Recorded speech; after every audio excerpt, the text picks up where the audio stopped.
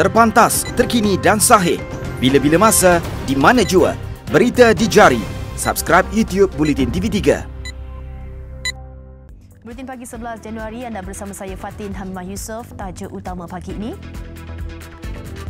Pemantauan kawalan saringan membabitkan warga asing elak virus polio menular.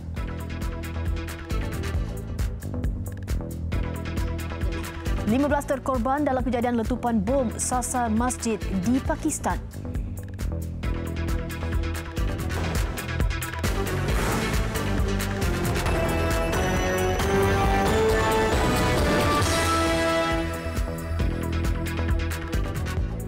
Assalamualaikum dan salam sejahtera. 3 sekeluarga termasuk seorang bayi perempuan berusia 4 bulan maut dalam kemalangan membabitkan sebuah kereta dengan 2 buah lori di kilometer 145 Jalan Kuala Lumpur, Kuantan semalam. Nahas menyebabkan pemandu kereta jenis Proton Persona Muhammad Adnan Anwar, 23 tahun dan isteri Siti Tul Aswikin Abdul Wahab, 23 tahun serta anak Nur Alisa Insyirah Muhammad Adnan maut di tempat kejadian. Ketua Jabatan Siasatan dan Penguatkuasaan Trafik Pahang, Superintenden Kamaruzaman Jusoh berkata, kereta yang dipandu mangsa sekeluarga dalam perjalanan dari Kuantan ke Kuala Lumpur. Setibanya di tempat kejadian iaitu kawasan Seleko, kereta terbabit dipercayai memasuki laluan bertentangan lalu bertembung dengan sebuah lori tangkip. Pemandu lori cuba mengelak ke kiri dan bergesel dengan sebuah lagi lori jenis Isuzu yang berada di lorong berkenaan. Kereta mangsa remut teruk pada keseluruhan bahagian harapan sebelah kanan. Kesemua mayat mangsa dihantar ke Hospital Sultan Haji Ahmad Shah untuk bedah siasat. Sementara itu, di Batu Pahat Johor, sepasang suami isteri maut manakala 3 termasuk 2 anak pasangan itu parah dalam nahas 2 kenderaan. Ia menyaksikan kereta yang dinaiki 4 sekeluarga dipercayai bertembung sebuah lori berhampiran stesen minyak di Jalan Tanjung Labu. 4 sekeluarga berkenaan yang menaiki kereta Nissan Almira dipercayai dari arah Senggarang ke Batu Pahat. Nahas mengakibatkan pasangan terbabit berusia 60-an maut di tempat kejadian. Manakala anak lelaki berusia 21 tahun dan anak perempuan 14 tahun dilaporkan parah. Seorang lagi mangsa yang cedera adalah pemandu lori 1 tan berusia lingkungan 30-an. Komando Operasi Bomba Batu Pahat Muhammad Tarmizi Ishak berkata, pihaknya mengambil masa kira-kira 15 minit untuk mengeluarkan pemandu Nissan Almira yang tersepit. Mayat kedua-dua mangsa dibawa ke Hospital Sultanah Nora Ismail, manakala 3 lagi mangsa yang cedera turut dirujuk ke hospital sama untuk mendapatkan rawatan lanjut. Kerajaan Negeri Sabah akan terus memantau kawalan saringan pintu masuk negeri itu membabitkan warga asing mengikut amalan prosedur yang ditetapkan. Menteri Kesihatan dan Kesejahteraan Rakyat Sabah, Datuk Frankie Poon Meng Foong berkata, meskipun pembawa virus polio ke negara ini masih belum dapat disahkan sepenuhnya berpunca dari luar, namun pihaknya akan bekerjasama dengan sebuah agensi berkaitan pintu masuk negara bagi mengelak virus itu terus menular. Ensure that we continue to remind our armed forces, the ESCOM as well, of the enforcement procedure to be followed thoroughly all the time. So we do not know whether these are caused by them or here or whatever. We don't supposed to just immunize all. Dia tiada lagi macam tanya that kind of question. So when we go to all these high risk localities, we just ask all the 5 years and below, please bring the child out. Tiada lagi tanya berapa warga negara dan tidak warga negara. Setakat ini, seramai 7,000 kanak-kanak diberi vaksin membabitkan kanak-kanak di Pulau Gaya, Tuaran dan Telipuk. Manakala 2 lagi lokasi panas iaitu Sandakan dan Kinabatangan akan melalui program sama dalam tempoh terdekat. Mereka ditemui dalam satu sidang media susulan kenyataan Ketua Pengarah Kesihatan Dato' Dr. Nur Hisham Abdullah semalam ia berhubung kes ketiga virus polio membabitkan 2 kanak-kanak di Sabah, masing-masing berusia 8 tahun di Sandakan dan 11 tahun di Kinabatangan selepas kes pertama membabitkan bayi berusia 3 tahun di Tuaran bulan lalu yang kesemua mereka merupakan warga asing. Kesatuan Perkhidmatan Perguruan Kebangsaan Semenanjung Malaysia NUTP meminta kerajaan mempertimbangkan penyakit influenza A dimasukkan dalam senarai 6 jenis penyakit berjangkit yang diberi kemudahan cuti kuarantin. Setiausaha Agungnya Haritad Wan Hock berkata, melihat situasi terkini penularan virus terbabit, cuti kuarantin wajar diberikan kepada guru dan pelajar yang dijangkiti. Dalam satu kenyataan, Haritad berkata beliau merujuk kepada Pekeliling Perkhidmatan Bilangan 11 tahun 2016 di mana 6 penyakit berjangkit sedia ada diberikan kemudahan cuti kuarantin. Jelasnya, pekeliling sama turut dilaksanakan bagi pegawai yang dalam perjalanan balik ke Malaysia dari luar negara yang ditahan di mana-mana stesen kuarantin oleh pihak berkuasa kesihatan. Tegasnya lagi, wabak yang disebabkan virus influenza bermusim itu hanya menyebabkan demam selesema ringan kepada orang biasa tetapi boleh mengakibatkan jangkitan teruk terhadap kumpulan berisiko tinggi seperti kanak-kanak, warga tua, wanita hamil dan mereka yang mempunyai penyakit kronik. Rabu lalu, penutupan sekolah dilaporkan di beberapa negeri antaranya Pulau Pinang dan Selangor apabila terdapat pelajar disahkan positif influenza A.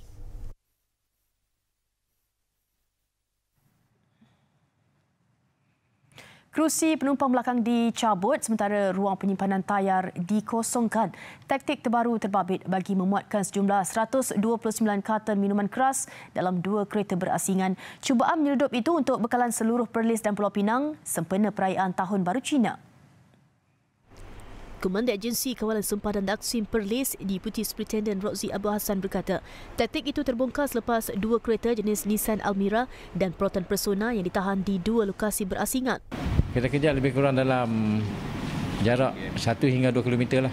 Benda ni datang daripada kawasan sempadan, dipercayai berasal daripada area Padang Besar dan dipindah, digerakkan ataupun diseludup secara sikit-sikit lah untuk pasaran-pasaran tempatan. Seorang lelaki tempatan berusia 20 tahun ditahan sementara seorang lagi lolos. Siasatan awal mendapati suspek yang cuma bekerja sebagai buruh mengaku menerima upah sebanyak RM100 bagi sekali penghantaran. Jumlah keseluruhan rampasan termasuk cukai bernilai RM252,611. Kes disiasat mengikut Seksyen 135-1-E Akta Kastam 1967.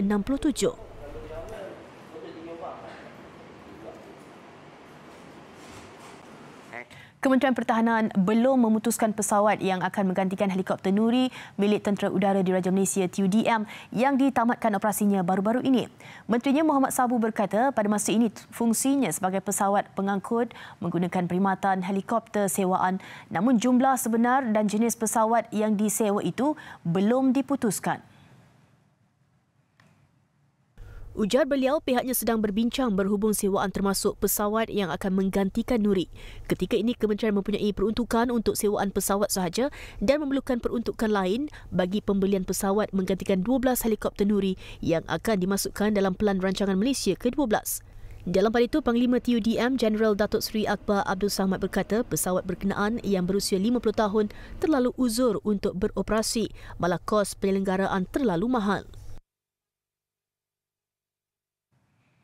Tentera Laut Diraja Malaysia TLDM dijangka menerima 12 aset udara yang baru iaitu sistem pesawat tanpa pengendali UAS dari Amerika Syarikat tahun ini. Panglima TLDM Laksmana Tan Sri Muhammad Rizal Muhammad Sani berkata sistem itu akan ditempatkan di pengkalan TLDM Kota Kinabalu, Sabah. Jelasnya kemasukan aset baru itu akan meningkatkan keupayaan TLDM dalam aspek pemantauan domain maritim negara. Manakala beberapa aset di peringkat tender dan akan dimuktamadkan membabitkan 18 bot pemintas laju serta 3 helikopter operasi maritim. TLDM turut melaksanakan kajian kesesuaian ke atas cadangan yang diterima daripada beberapa negara bagi memenuhi keperluan kapal sokongan pelbagai peranan.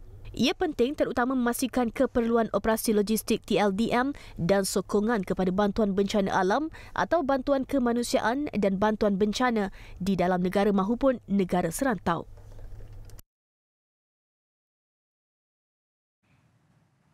Pusat Pemeriksaan Kenderaan Berkomputer Puspakom menawarkan program pemeriksaan kenderaan secara sukarela percuma kepada semua pemilik kenderaan persendirian sempena sambutan Tahun Baru Cina. Ketua Pegawai Eksekutif Puspakam Syukur Ismail berkata langkah itu juga seiring kempen Drive Safe No Regrets bertujuan membantu pemilik dan pemandu kenderaan memastikan kenderaan mereka selamat dipandu di jalan raya. Menurutnya, kempen itu dijalankan selama 11 hari bermula hari ini sehingga 21 Januari di semua cawangan Puspakam kecuali Shah Alam dan Pasir Gudang yang dihaskan untuk kenderaan berat. Syukur berkata perkhidmatan percuma ditawarkan termasuk bacaan dan laporan prestasi 25 item pemeriksaan kenderaan membabitkan keadaan tayar, kelicir sisi, suspensi, pelepasan asap, pemeriksaan bahagian atas dan bawah kenderaan serta pemeriksaan cermin gelap. Laporan pemeriksaan boleh digunakan sebagai rujukan pemilik kenderaan sebelum atau selepas melakukan penyelenggaraan kenderaan di bengkel. Jelasnya, bayaran sebenar adalah RM50 bagi sebuah kenderaan, namun ia percuma sepanjang tempoh kempen berlangsung. Pihak Puspakam juga jelasnya turut menyediakan unit bergerak yang akan menjalankan pemeriksaan kenderaan sukarela percuma di beberapa lokasi terpilih. Sebarang pertanyaan mengenai pemeriksaan boleh menghubungi dan melayari laman tertera.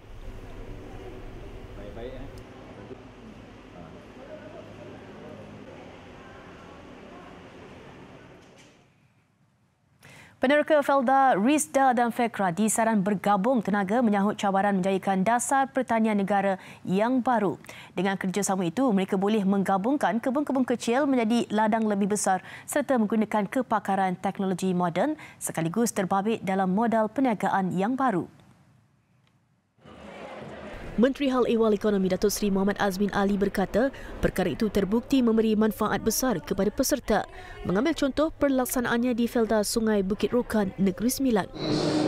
Bukit Rokan di Negeri Sembilan seluas 77 ekar di mana kita telah memulakan industri cendawan, arnab dan ini pastinya dapat membantu warga Felda. Kalau kita bergantung kepada komoditi getah dan sawit, kita sedia maklum harga komoditi sekarang ini tidak dapat, it's not sustainable. Ada kala naik, ada kala turun. Beliau berkata demikian pada sidang media selepas Majlis Penyerahan Kunci Perumahan Generasi Baru Felda (PGBF) di Sungai Sibol, Kota Tinggi Johor. Majlis yang turut dihadiri Menteri Besar Johor Datuk Dr. Shahruddin Jamal itu turut menyaksikan seramai 311 orang menerima kunci rumah masing-masing. Saya sangat bersyukur dan sangat terharu dan teruja setelah dapat tahu untuk memiliki rumah yang memang dah lama dinanti-nantikan. Pada hari ini dengan realitinya lah penyerahan kunci dan dapat duduk dengan tetaplah kat Felda Sungai Sibol ni lah. Perasaan saya hari ini memang cukup gembira lah kerana dapat menerima rumah baru. Saya memang duduk sini daripada asal lah, duduk dengan orang tua kan.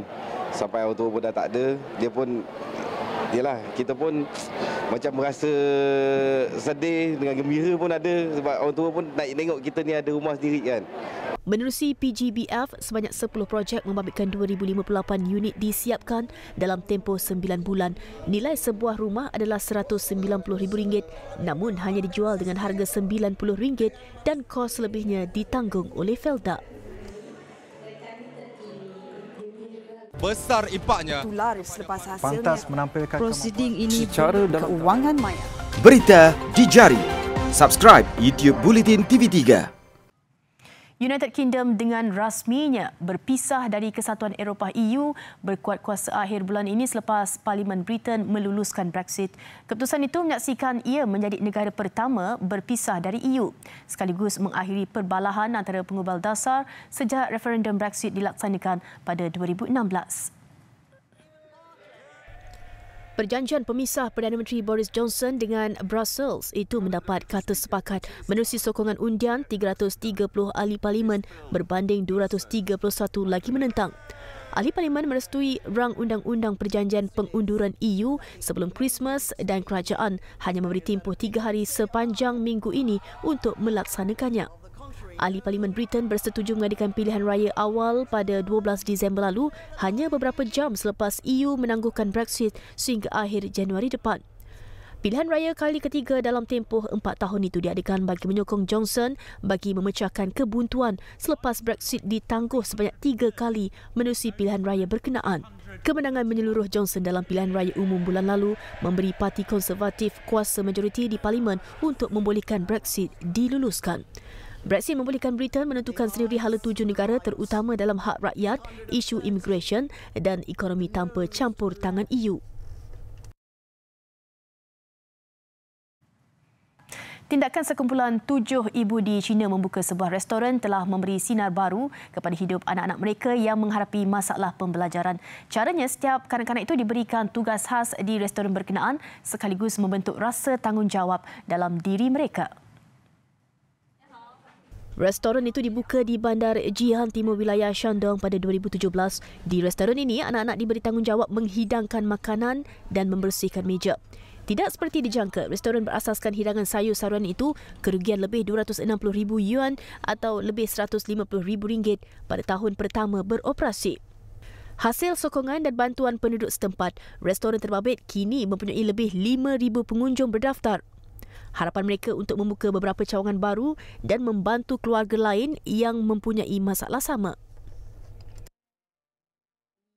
Besar impaknya. Laris selepas hasilnya. Pantas menampilkan prosiding ini secara dalam keuangan maya.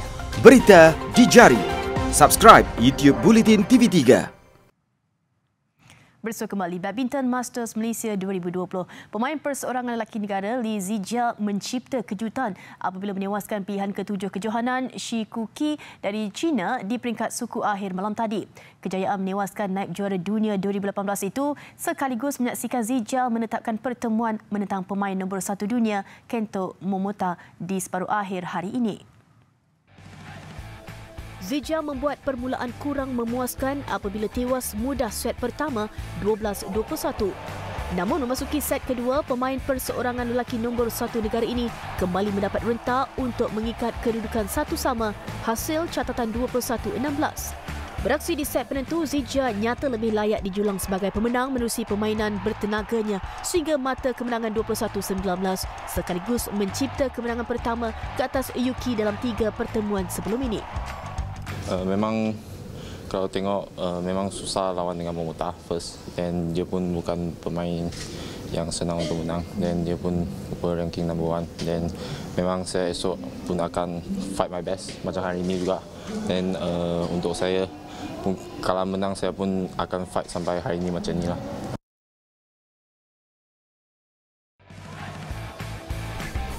Mengiringi Zijia di separuh akhir ialah satu lagi wakil negara dalam acara bergu campuran selaku pilihan ke-6 Chan Peng Sun Goh Liu Yi tidak berdepan masalah ketika menentang Takura Hoki Wakana Nakahara dari Jepun. Menang straight set 21-15, 21-18 dalam masa 42 minit sekaligus dijadualkan menentang Wang Yiliu Huang Dongping dari China. Dalam satu lagi aksi bergu campuran, kemaraan Goh Sun Huat dan Shivan Lai terhenti di suku akhir selepas tewas di tangan Huang Yokyong dan Zheng Tiwi dari China. Pasangan negara nyata bergelut ketika berdepan bergu campuran nombor 1 dunia itu sekaligus akur tewas mudah straight set 11-21, 9-21 dalam tempoh hanya 24 minit. Sementara itu, bergu lelaki negara Ong Yusin Teo Yi gagal mengulangi kejayaan ke final tahun lalu apabila tewas di suku akhir. Menentang pasangan Korea Selatan Kim Yi Jung dan Lee Yo Di, mereka ketinggalan set pertama 19-21 namun bangkit menyamakan kedudukan di set kedua 21-15 sebelum tewas di set penentuan 20-22 dalam pertarungan selama 65 minit.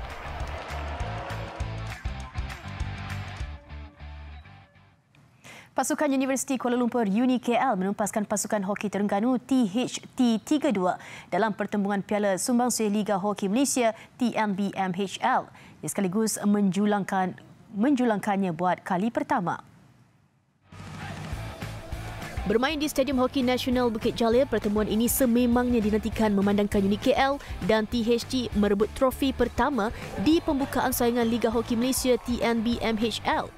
Kedua-dua pasukan tampil dengan corak permainan terbuka, namun jaringannya dinantikan hanya tiba pada minit ke-19 apabila Muhammad Razi Abdul Rahim memberikan pendahuluan buat UniKL hasil pukulan sudut penalti.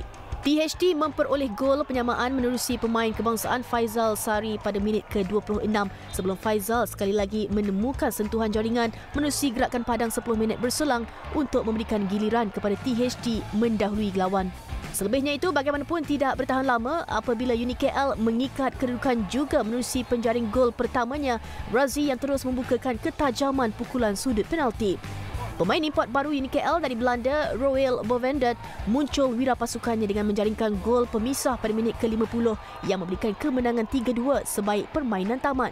Kejayaan klub Lembah Kelang itu menjulang trofi membolehkan mereka membalas dendam kekalahan tahun lalu selepas tewas 3-1 menerusi penentuan penalti shootout kepada lawan dalam penentuan sama TNB MHL.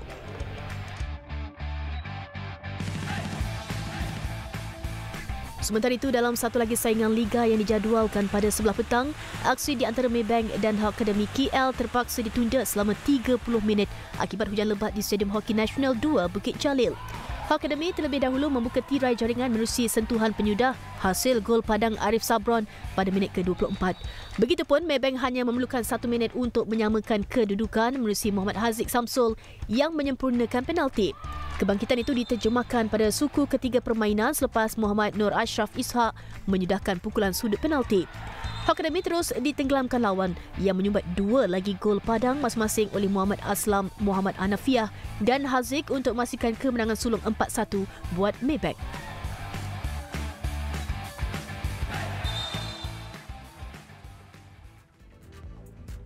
Baik, sekian dulu paparan Buletin Pagi. Terus ikuti perkembangan berita terkini di media sosial dan digital Buletin TV3. Saya Fatin Hamad Yusof. Assalamualaikum dan salam hormat.